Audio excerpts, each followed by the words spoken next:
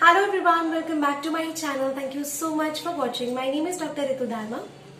आज की वीडियो में हम बात करेंगे बहुत इंटरेस्टिंग टॉपिक के बारे में। कहीं ना कहीं लास्ट वीडियो से जुड़ा हुआ है, लेकिन अपने आप में एक अलग टॉपिक है जिसे आप इंडिविजुअली भी समझ सकते हैं। लेकिन अगर आप ऑर्गेनॉन ऑफ मेडिसिन स्टडी कर रहे हैं तो प्लीज प्लेलिस्ट पर जाकर चेक कर लीजिएगा। मेरे बाकी वीडियोस जो है, बाकी एफोरिज्म्स जो है वहां पर आपको मिल जाएंगे। आज हम बात करेंगे कि डॉक्टर हानेमैन ने जब हमें बताया कि बॉडी में दो डिसिमिलर डिजीजेस मिलते हैं तो क्या होता है।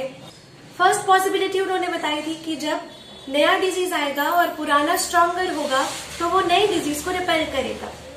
सेकेंड पॉसिबिलिटी हमने पढ़ी जिसमें कि दो डिसिमिलर डिजीज है जिसमें एक बाद में जो आता है वो स्ट्रॉन्गर है, तो पहले वाला जो है वो सेट बैक कर जाता है, वो वहीं स्टेशनरी रह जाता है, और जो दूसरा स्ट्रॉन्गर डिजीज है वो अपना कोर्स पूरा करता है। उसके बाद जो पुराना डिजीज है दैट कम्स इनटू प्ले, और फिर वो पुराना डिजीज ऊपर आता है, फिर वो अपना पूरा जो टाइम पीरियड है अपना एक्शन का वो पूरा करता है।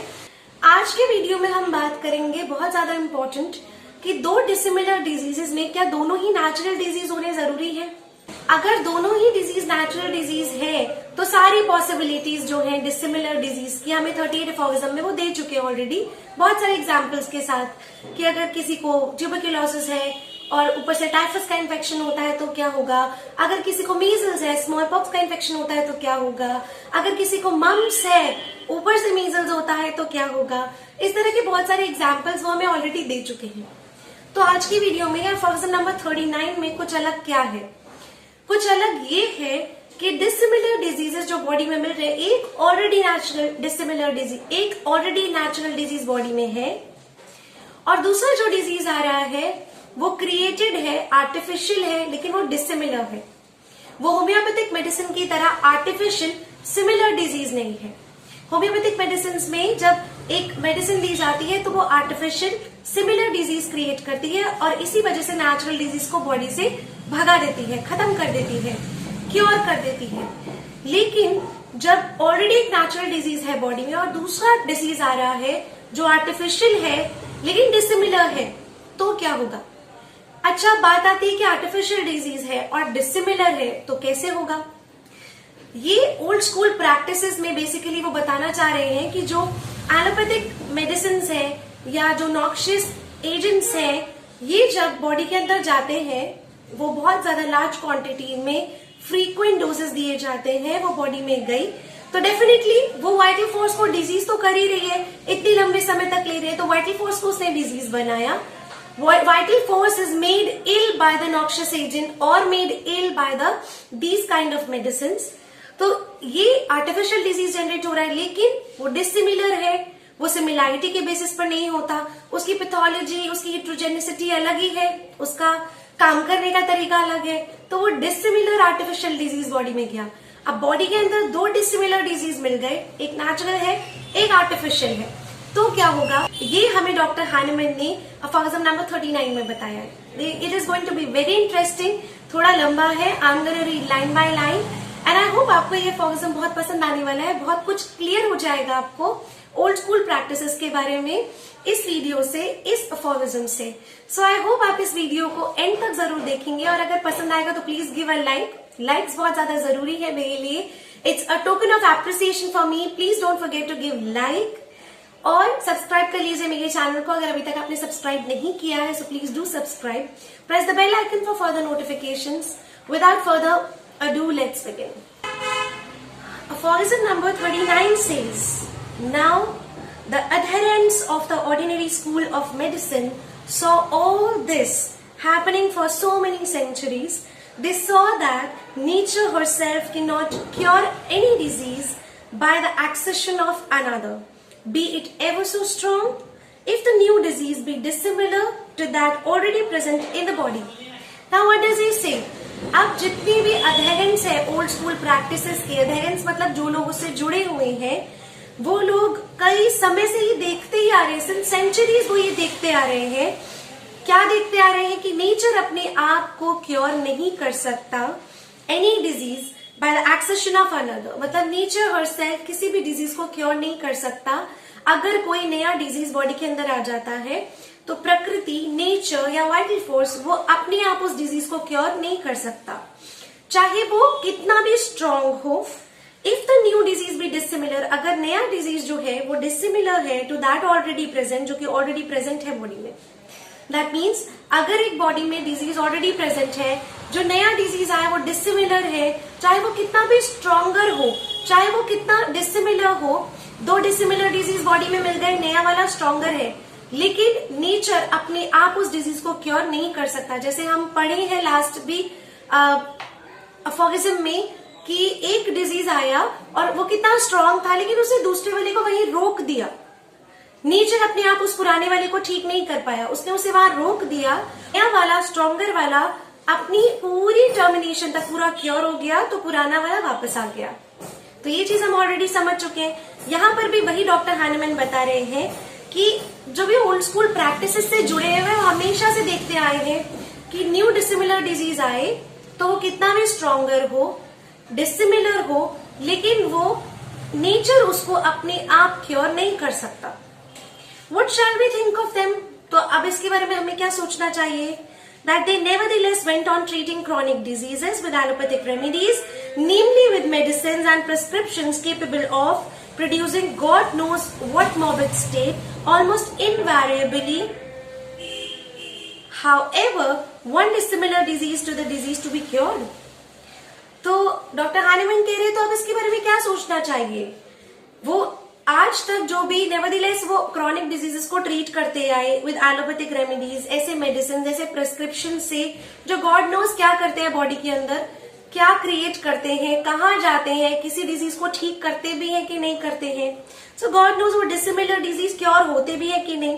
And even though physicians did not hitherto observe nature attentively, उसके बाद भी ये फिजिशियंस नेचर को अटेंटिवली ऑब्जर्व नहीं कर रहे हैं कि नेचर क्या कर रहा है। द मिजरेबल रिजल्ट्स, इसके जो बहुत भयानक रिजल्ट्स आते हैं of the treatment should have taught them that they were pursuing an inappropriate और फॉल्स पाथ। तो इसकी जो रिजल्ट्स आते हैं वो उनको कहीं ना कहीं नजर आ जानी चाहिए, उनको एक लेसन मिलना चाहिए कि आप एक ऐसा पाथ चुने हो, ऐसा रास्ता चुने हो जो इनएप्रोप्रिएट और गलत है।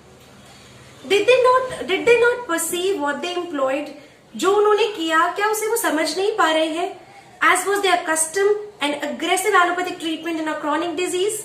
अपने कस्टम मतलब कोई एक रीति रिवाज बन जाता है, तो इनकी रीत बन गई है कि इसी तरह से चलना है, तो उसे रीति रिवाज में चलते हुए, उस कस्टम में चलते हुए, क्या जो वो कर रहे हैं, जो वो किसी को दे रहे हैं, वो परसीव नहीं कर पाते, समझ नहीं पाते। एक अग्रेसिव एलोपैथिक ट्रीटमेंट एक क्रॉनिक डिजीज में दे रहे हैं, that thereby they only created an artificial dissimilar disease to the original one.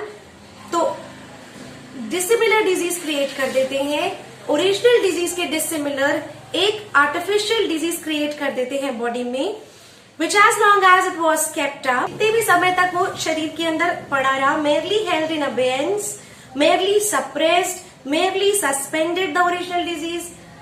पता नहीं ओरिजिनल डिजीज को उसने सिर्फ क्या किया, सस्पेंड कर दिया, सेट बैक कर दिया, सप्रेस कर दिया, which latter however always return, जिसमें कि जो ओरिजिनल डिजीज है वो बाद में जरूर लौट कर आएगा, बाद में जरूर लौट कर आएगा, और जरूर आएगा। कब आएगा? as soon as the diminished strength of the patient no longer admitted of the continuance of allopathic attack of the life। as soon as the diminished strength of the patient, जब तक कि पेशेंट की एक कम होती हुई strength, power उसको allow नहीं करेंगे। जैसे ही पेशेंट की स्ट्रेंथ कम होती चली जाएगी, वो वापस लौट कर आएगा वो पुराना डिजीज, क्योंकि नया वाला जो by the large and heroic doses, by repeatedly giving these kinds of medicines, उन्होंने क्या किया, dissimilar stronger disease create कर दिया, जो कि पुराने वाले ओल्ड नेचुरल डिजीज को या तो बस क्या करता है, सस्पेंड करता है, सेट बैक कर देता है और उसको वहीं सस्पेंड कर देता है, सप्रेस कर देता है, लेकिन वो जब पेशेंट की स्ट्रेंथ कम होती जाएगी वो वापस लौटकर जरूर आएगा वो disease. Thus the itch, exanthema certainly disappear very soon from the skin under the employment of violent purgatives frequently repeated. But when the patient can no longer stand the factitious dissimilar disease of the bowel and can take no more purgatives, then either the cutaneous eruptions break out as before or the internal sora display itself in some bad symptom. अभी example दे रहे हैं कि अगर किसी को etch है, etch एक्सैंथेमा है, मतलब छोटे छोटे रैशेज है जिनमें इचिंग हो रही है, वो सर्टेनली बिल्कुल डिसअपियर हो जाएंगे, स्किन से बिल्कुल खत्म हो जाएंगे जब वॉयलेंट पर्जेटिव्स दिए जाएंगे, जब हेवी पर्जेटिव्स दिए जाएंगे, जब हेवी पर्जेटिव्स दिए जाएंगे, फ्रीक्वेंटली रिपीट किए जाएंगे पर्जेटिव्स। उसके बाद क्या होता है, लेकिन जब पेशेंट इस डिसिमिलर डिजीज को और नहीं ले पाता अपने ऊपर, अपने शरीर पर, और स्टैंड नहीं कर पाता और बर्दाश्त नहीं कर पाता इस फिक्टिशियस, इस झूठे डिसिमिलर डिजीज को, उसकी स्ट्रेंथ कम होती जाती है, तो क्या होता है, और भी ज्यादा पर्जेटिव्स देने से भी कुछ फर्क नहीं पड़ता। वो इंटरनल इरप्शंस या तो उसी सेम फॉर्म में या किसी और फॉर्म में वो स्किन पे वापस आने लगते हैं, या तो वो ब्रेकआउट करेंगे बिल्कुल पहले की तरह, या फिर इंटरनल जो सोरा है, माइज्म है, वो अपने आप को डिस्प्ले करेगा और भी किसी तरह के बुरे सिम्टम के रूप में। And the patient, in addition to his undiminished original disease, has to endure the misery of a painful, ruined digestion and impaired strength to boot. और इसकी वजह से इतनी कम स्ट्रेंथ हो गई पेशेंट की, अनडिमिनिश्ड स्ट्रेंथ या अनडिमिनिश्ड ओरिजिनल डिजीज जो है, जो बिल्कुल कम नहीं हुआ, बिल्कुल भी कम नहीं, ओरिजिनल डिजीज वैसा का वैसा, दैट मीन्स इच वैसे की वैसी ही रही बॉडी में। और उसने क्या किया, या तो लेटर ऑन वो अपने आप को इच के रूप में ही दिखाएगा, नहीं दिखाएगा तो वो किसी बैड सिम्टम के रूप में आएगा, वो सोरा अपने आप को और किसी रूप में दिखाएगा, इम्पेयर्ड स्ट्रेंथ, या फिर उसका लेटर ऑन जो डाइजेशन है वो खराब हो जाएगा पेशेंट का, पेनफुल हो जाएगा, रूइन, मतलब सब कुछ खराब, ऊपर नीचे, everything is going to be impaired, and impaired strength to boot. So also, when the ordinary physicians keep up artificial ulcerations of the skin and issues on the exterior of the body with the view of thereby eradicating a chronic disease, they can never attain their object by doing so. They can never cure them by that means. As such, artificial cutaneous ulcers are quite alien and allopathic to the internal affection. अब क्या कह रहे हैं, एक और example की तरह से दे रहे हैं डॉक्टर हानेमन कि इसी तरह से जैसे ऑर्डिनरी फिजिशियंस जो हैं, अगर इसी तरह से आर्टिफिशियल अल्सरेशन हुआ स्किन का और उस पर कुछ एक्सटीरियरली बॉडी पर अप्लाई करने को दे रहे हैं, एक्सटीरियर टू द बॉडी, जो कि वो सोच रहे हैं कि वो क्रॉनिक डिजीज को वहीं से इरेडिकेट कर देगा, तो वो उनकी नजर में सही होगा, लेकिन ऐसा कुछ होने नहीं वाला है। वो अपना ऑब्जेक्टिव जो है वो कभी अचीव नहीं कर पाएंगे, वो उस तरीके से कभी भी क्योर नहीं कर पाएंगे डिजीज को। एज सच, क्योंकि आर्टिफिशियल जो क्यूटेनियस अल्सर्स है वो कहीं ना कहीं जुड़े हुए हैं एनालोपैथिक टू द इंटरनल इफेक्शन, किसी ना किसी इंटरनल इफेक्शन के साथ। But in as much as the irritation produced by several tissues is at least sometimes a stronger dissimilar disease that the indwelling malady, the later is thereby sometimes silenced and suspended for a week and two. अब क्या हो रहा है कि कई बार ऐसा भी देखा जाता है, मगर एक्सटर्नल जो मैलेडी, एक्सटर्नल जो प्रॉब्लम है, उसका बहुत सारा जो प्रॉब्लम है एक इंटरनल प्रॉब्लम होती है, इंटरनल की वजह से वो एक्सटर्नली शो होता है। इंटरनल मैलेडी को ठीक करना उसी जगह पर बहुत ज्यादा जरूरी है। कई बार ऐसा होता है कि इंटरनल मैलेडी अपने आप को 1 हफ्ते 2 हफ्ते तक वो कोई सिम्टम शो नहीं करती, बिल्कुल साइलेंट बॉडी के अंदर पड़ी रहती है, वो अपने आप को सस्पेंडेड रखती है, और उसके बाद क्या होता है, स्किन सरफेस पे कोई चीजें नजर आने लगती है। But it is only suspended and that for a very short time whilst the patient powers are gradually worn out. लेकिन ये अपने आप को सस्पेंडेड कब तक रखेंगी, जब तक कि पेशेंट के अंदर वो स्ट्रेंथ है। जैसे पेशेंट की स्ट्रेंथ या वाइटल फोर्स वीकन होता जाएगा, वो अपने आप को शो करना शुरू करेंगे। एपिलेप्सी हुआ, suppressed for many years bye means of issues, किसी इश्यूज से अगर एपिलेप्सी सप्रेस की जा रही है, कई सालों से वो सप्रेस की जा रही है, invariably recur in an aggravated form, कई बार इनवैरिएबली वापस आती है, और वो भी एक एग्रेवेटेड, एक वर्स फॉर्म में बाहर आती है। When they were allowed to heal up as Pecklin and others testify. अब डॉक्टर हैनिमैन ने हमें 2 एग्जाम्पल्स दिए। एक एग्जाम्पल दिया इच का, परजेटिव्स का, और एक एग्जाम्पल दिया एपिलेप्सी का। तो दोनों के लिए ही डॉक्टर हैनिमैन आगे क्या कह रहे हैं कि परजेटिव्स जो है इच के लिए या फिर इतने सालों तक जो सप्रेस की गई एपिलेप्सी, दोनों ही उतनी हेट्रोजेनस, उतनी एग्जॉस्टिंग, उतनी टेरेबल, उतनी डिसिमिलर डिरेंजिंग एजेंट्स नहीं हो सकते जितना कि आजकल कस्टमरी प्रैक्टिस या जो चल रही प्रेस्क्रिप्शंस हैं जिनमें अननोन इंग्रेडिएंट्स डाल दिए जाते हैं, ऑर्डिनरी प्रैक्टिस, नेमलेस प्रैक्टिसेस, बहुत सारी नेमलेस इन्यूमरेबल डिजीज के लिए जो की जाती है, उससे तो ये जो सप्रेशंस हैं या उससे ये दिए हुए परजेटिव्स तो कहीं ना कहीं कम ही है। जिस तरह से ऑर्डिनरी प्रैक्टिस में कुछ भी दे दिया जाता है, these likewise do nothing but debilitate and other only suppress and suspend the malady for a short time without being able to cure it, and when used for a long time always add a new morbid state to the old disease. तो वो यही कह रहे हैं कि likewise ये कुछ नहीं करते, debilitate कर देते हैं, बॉडी में सिर्फ सप्रेस करते हैं, सस्पेंड करते हैं एक डिजीज को शॉर्ट पीरियड ऑफ टाइम के लिए, उसे कभी ठीक नहीं कर सकते, और जब इसको बहुत लंबे समय तक इस्तेमाल किया जाता है तो वो एक और abnormal स्थिति बॉडी के अंदर क्रिएट कर देते हैं। So actually they are adding and adding and adding to your trouble. They are not doing anything. They are not curing it.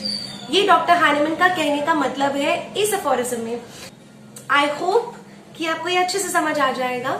Next video में हम बात करेंगे थर्ड पॉसिबिलिटी के बारे में, डिसिमिलर डिजीजेस की थर्ड पॉसिबिलिटी, कॉम्प्लेक्स डिजीज के बारे में। Until we meet for the next video, thank you so much for watching. Thank you. Bye bye.